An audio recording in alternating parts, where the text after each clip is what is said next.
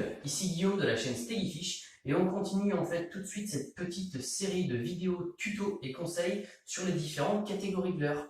Voilà, ici en haut de l'écran s'affiche la vidéo numéro 1 sur les différents types de leurres dures qui existent. Et là, la vidéo numéro 2, on va voir les différents types de leurres souples.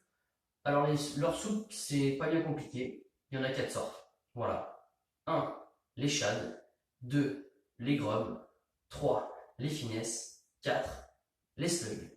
La seule chose qu'il faut savoir, c'est qu'il en existe de plein de tailles différentes et de plein de coloris différents. Tout simplement, c'est juste ça qui va varier. Et ensuite, ce qui va être très important de savoir, c'est comment vous souhaitez les monter, ces leurres souples. C'est ça qu'on va voir ensemble tout de suite. Pour faire suite, je vous représente de suite les 4 différents leurres souples que je viens de vous énumérer juste avant. Donc, le slug, hein, on le reconnaît bien avec une queue toute pointue, toute simple, toute seule. Hop. Le finesse. Le finesse, lui, qui se caractérise vraiment par sa queue avec 2 petits bardillons, comme ceci. Le grub. Donc là, le grub, hein, c'est vraiment en fait moi ce que j'appelle la queue de twist. Hein. Il en existe après vraiment différentes tailles. Hein, franchement, voilà, là c'est le grand frère en fait. Hein. Voilà, ça c'est un grub avec sa queue de twist. Et ensuite, le shad. Shad reconnu par la fameuse paddle à l'arrière.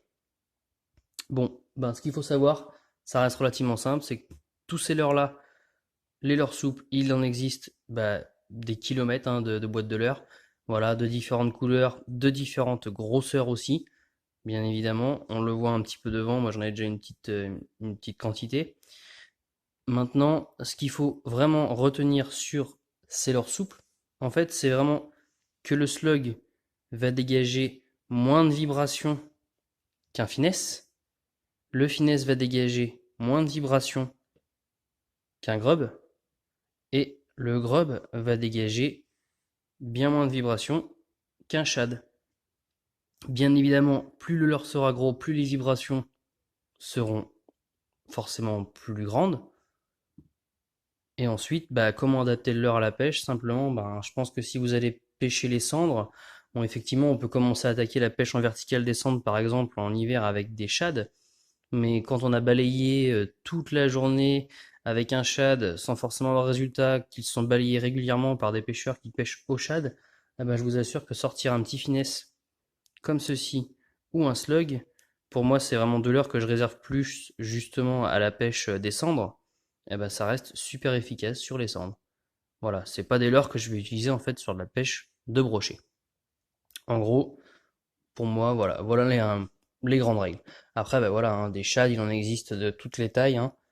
Voilà, là vous avez un shad avec une très grosse code à l'arrière, un très gros paddle. Lui, il va vraiment avoir un gros rolling là. Alors le rolling, en fait, c'est simplement que quand votre leurre va nager, il va vraiment ouvrir un peu plus le ventre parce que la queue derrière est plus grosse en fonction de voilà, comment les leurres sont fabriqués, comment ils sont équilibrés. Certains vont avoir une nage serrée quand même, et la queue va vraiment balayer du terrain derrière, et d'autres vont avoir plus de rolling. Voilà, montrer un peu plus les flancs. Ça aussi, c'est un petit peu quelque chose qu'il faut savoir. Après, bien évidemment, des leurres souples, il en existe des beaucoup plus souples que d'autres, et des beaucoup plus rigides. Voilà.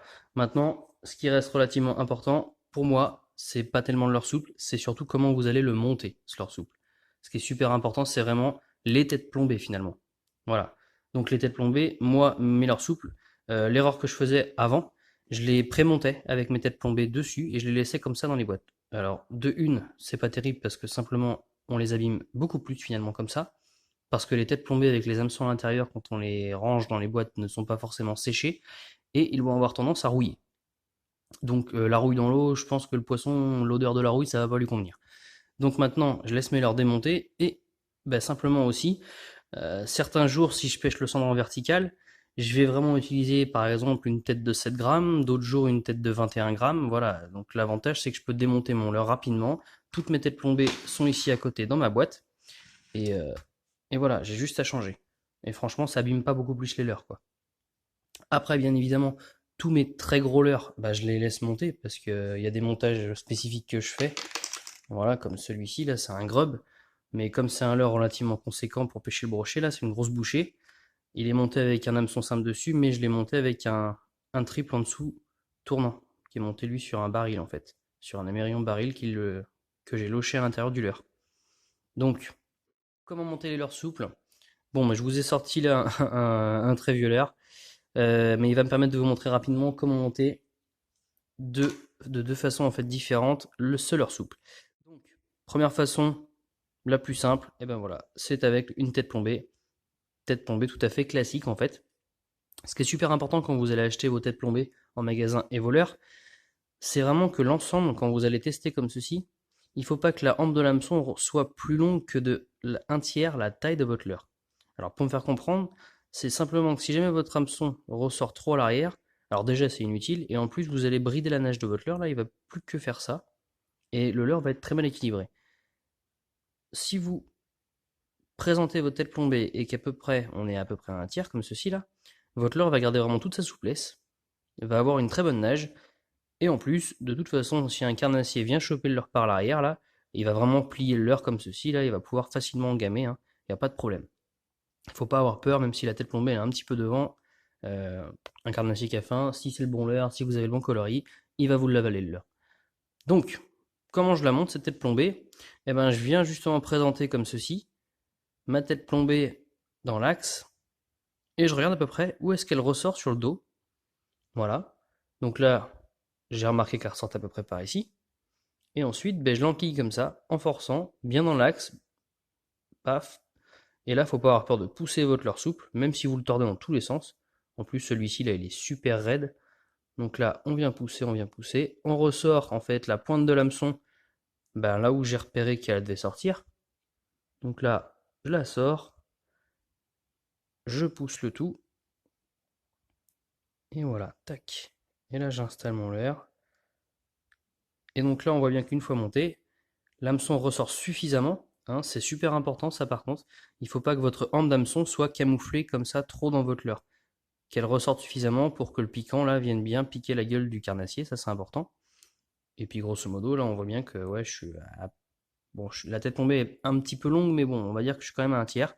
Et là mon leurre derrière il va garder vraiment une bonne mobilité et une bonne nage. Donc ça, première façon de le monter avec une tête plombée classique. Maintenant, je vais vous montrer une façon que certains ne connaissent pas forcément, c'est la tête plombée pour un montage en texan. Donc là, je vous la présente. C'est ce style-là de tête plombée, avec un espèce d'ergot là, un peu crochu en forme de Z là. Alors comment monter ça et pourquoi? Alors je vous montre comment la monter et après je vous explique pourquoi, vous allez rapidement comprendre. Donc pour la monter, il faut un petit peu en fait réfléchir. Simplement, elle va se présenter comme ça à l'intérieur de votre leurre.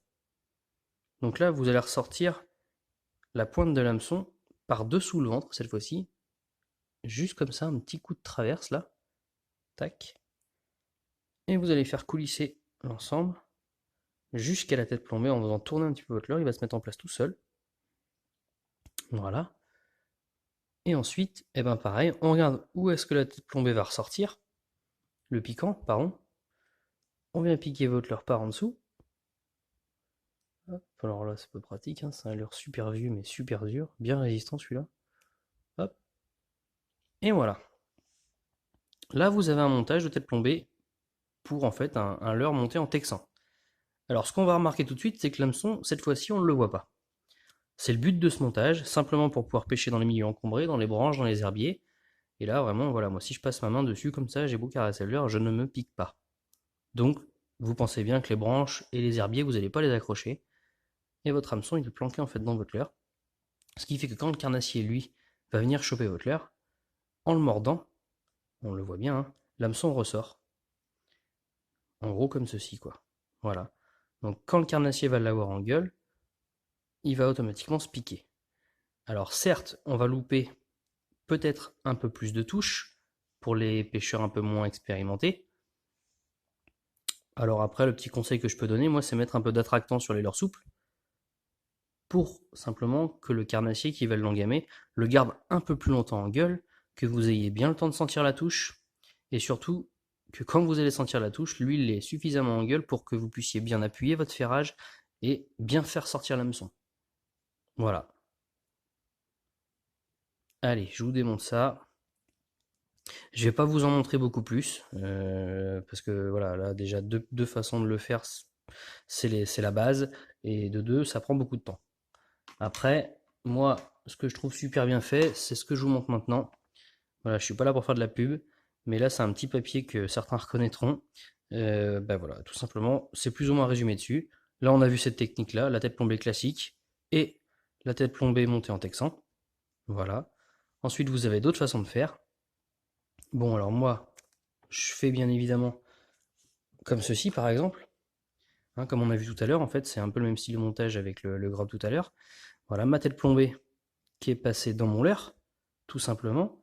Et je viens traverser avec une aiguille lochée l'intérieur de mon leurre. J'y place un émerillon baril, un petit anneau, ensuite une petite sbire là, et un triple, tout simplement.